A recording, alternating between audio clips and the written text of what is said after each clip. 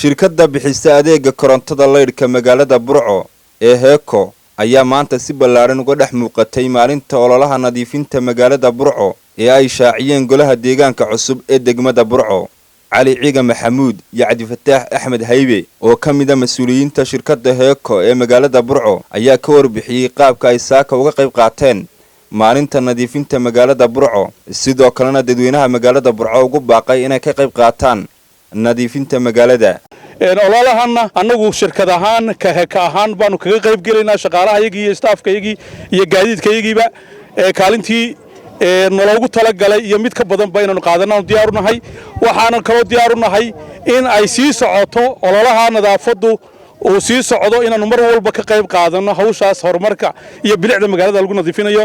aad baan uga mahadnaqayaa maamulka gobolka ee jooga goobtan ee hawshan iyo maamulka degmadaba. waxaan leeyahay dhammaantiin reer Burco aynu soo jeesano magaaladeena oo nadiif ah.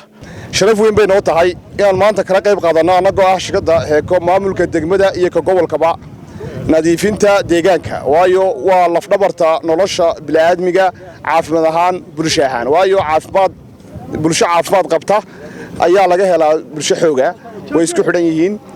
farxad gaar ah tahay waanu ka shaqeeynaa waanan wadi doonaa. waxaan ballan qaadaynaa inaanu maamulka cusub ee degmadana aanu ka siino intii karaankayada xoog iyo xal waxaan kari karno, waayo waa qasab qof reeri gurigaaga iyo deegaankaaga nadiifi mas'uuliyadda koobaad diinta faraysa. marka labaad ee lagu baraarujiyana waa inuu nafta iyo maalka wuxuu kari karo uu ku bixiyo. waanu soo dhaweynaa, waanu ka qayb qaadanaynaa anagu mas'uuliyiinta anaga dirayska soo xidhanay. Cabdirashiid Timir, Home Cable TV, Burco.